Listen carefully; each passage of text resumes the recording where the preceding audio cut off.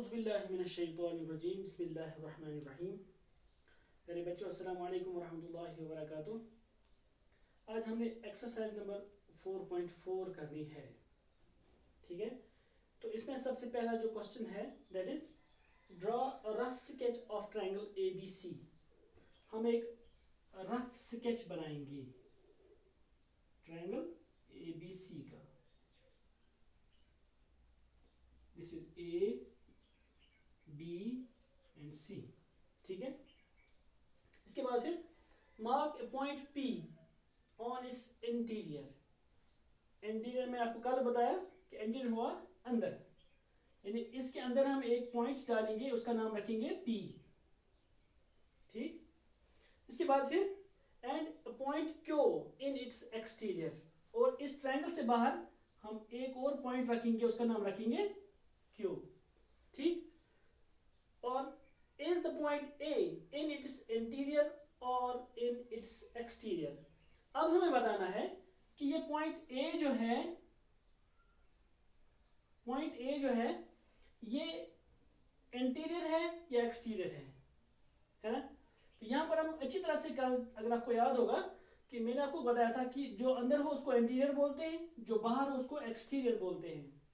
लेकिन A जो है ये क्या इंटीरियर है एक्सटीरियर?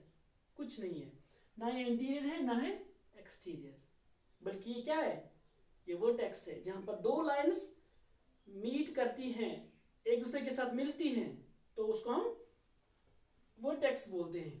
तो ए क्या है? It's vertex, it's neither interior nor exterior, ठीक है। तो आप इसका सॉल्यूशन लिखोगे A is neither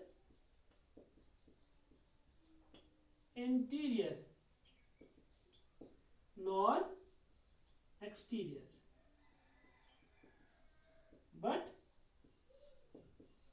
it is the vertex, or it is simply it's vertex of the triangle,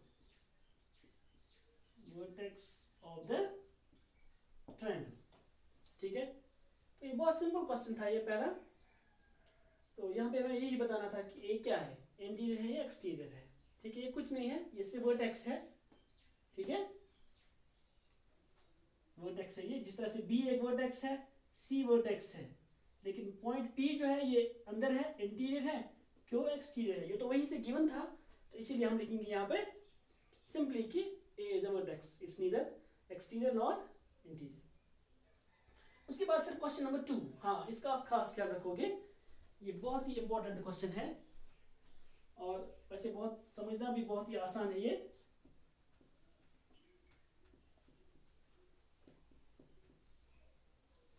ठीक, identify 3 triangles as in the figure. हमें यहाँ पर एक फिगर ड्रॉ करनी है सबसे पहले, जो यहाँ पे इसने ड्रॉ करके रखी है।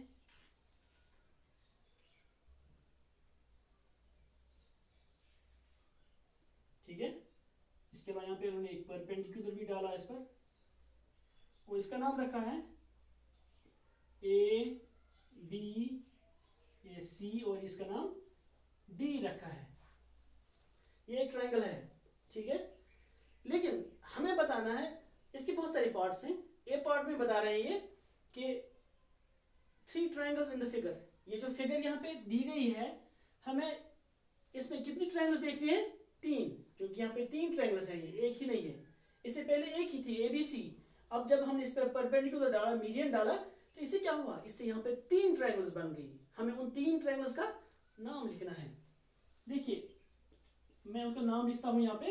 एक है यहाँ पे A B और C, सिंपली जो पहले ट्रायंगल थी, ट्रायंगल A B और C हो गई पहली ट्रायंगल। हमें 3 ट्रायंगल्स का नाम बताना है, ये जनरल ट्रायंगल जो है। उसके बाद फिर A B और D, ये वाला पार्ट है ना, ट्रायंगल A B और D हो गया ये वाला पार्ट भी। इसी तरह से हम ये वाला पार्ट अलग से लेंगे, A D C, triangle A D C। तो इस तरह से यहाँ पे ये 3 ट्रायंगल्स हो गई, 3 ट्रायंगल्स इन टोटल बन जाती हैं यहाँ पे, ओके, 3 ट्रायंगल्स। इसके बाद फिर दूसरा पार्ट है इसका, right the names of 7 angles. यहाँ पर 7 एंगल्स का हमें नाम बताना है। हालांकि एंगल्स तो बहुत सारे हैं ये, लेकिन हमें कितने एंगल्स का नाम बताना है? 7 एंगल्स का। ठीक है, तो मैं 7 एंगल्स का नाम लिखता हूं यहाँ पे।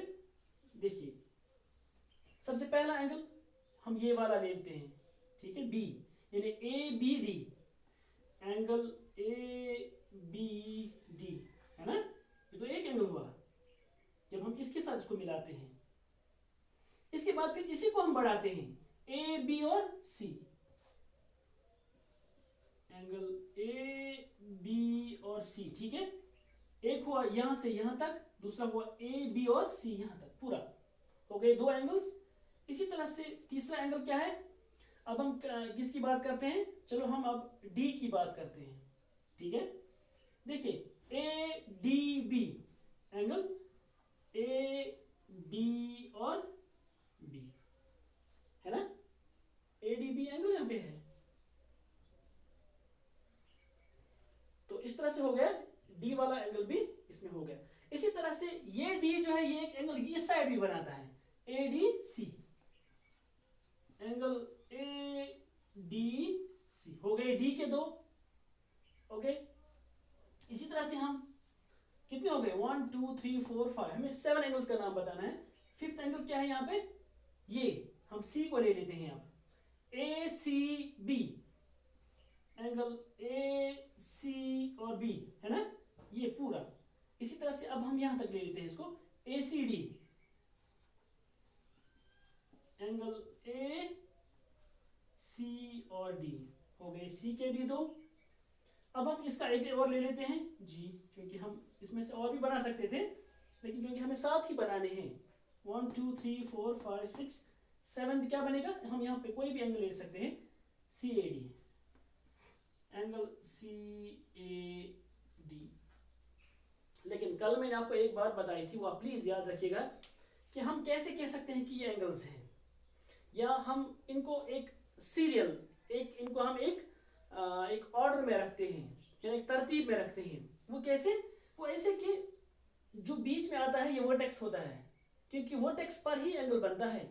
जहां पर बी के हमने 2 देखे, है ना, ये 2 बी के, 2 डी के, 2 सी के, इसी तरह से 2 यहाँ पर, एक सी के और एक मैंने डी का लिखा, चूंकि साथ ही थे, वरना हम सी का ए का एक और बना सकते हैं, ठीक। तो इस तरह से अब आप कह सकते हैं कि ये सारे क्या हैं? ये एंगल्स हैं। मैं 7 ही एंगल्स का नाम बताना था, तो 7 ही एंगल्स यहाँ पर मैंने यहाँ पे ड्रॉ किए, ठीक है। इसके बाद फिर सी पार्ट है, right the names of 6 line segments. इसमें हमें इसी फिगर में हमें अब 6 लाइन सेगमेंट्स का नाम बताना है। देखिए कैसे, कौन सा पार्ट है ये? C part. सी पार्ट में हमें 6 लाइन सेगमेंट्स, एक हुआ ये ए बी, ए बी एक लाइन सेगमेंट है ना, पहला था ये 6 लाइन सेगमेंट था। उसके बाद बी डी, बी डी भी एक लाइन सेगमेंट है। फिर क्या है? डी सी, ये भी एक लाइन सेगमेंट है। सी ए, ये भी एक लाइन सेगमेंट है। कितने हो गए? 4 हो गए। 5वां कौन सा है? ए डी, ए डी एक लाइन सेगमेंट है, हो गए 5। और 6th वन कौन सा है? बी सी लिखा मैंने? नहीं, बी सी एक और लाइन सेगमेंट है, बी और सी, ठीक है। तो इस तरह से हो गए ये 6 लाइन सेगमेंट्स। लाइन सेगमेंट्स आपको पता है, मैंने आपको पहले ही बताया कि जब जिनके एंड पॉइंट्स होते हैं, जिनके एक्सट्रीम्स होते हैं, जो अनलिमिटेड नहीं होते हैं, या जिनकी एक बाउंड्री होती है ना, इस तरह से यहाँ पर ये लाइन सेगमेंट्स कहलाते हैं, ये 6 लाइन सेगमेंट्स। और इसी तरह से एक और पार्ट है इसका, which 2 triangles have angle B as common। किन 2 ट्रायंगल्स को एंगल B कॉमन है? एंगल B जो है ना, 2 ट्रायंगल्स का कॉमन है ये डी पार्ट का। किन 2 ट्रायंगल्स के? एक है ABD, है ना, ट्रायंगल ABD, एंगल B है ये, ठीक है। इसी तरह से ABC, ट्रायंगल ABC, तो दोनों ट्रायंगल्स के लिए एंगल B कॉमन है। इस तरह से यहाँ पे हमने देखा एंगल कॉमन है ये इन 2 ट्रायंगल्स के। तो इसी तरह से मैंने इनको यहाँ पे एक बार फिर से लिखा, लेकिन यहाँ पे एज ट्रायंगल्स लिखा, यहाँ पे एज एंगल्स था, ठीक है। तो इस तरह से हमारी जो ये एक्सरसाइज नंबर 4.4 जो है ये कंप्लीट हो जाती है। तो इंशाल्लाह हम क्वाड्रेटर्स के बारे में कल बात करेंगे। आज बस आपसे इजाज़त चाहते हैं। चलो बैठो फिर अल्लाह के हवाले। अल्लाह हाफिज़।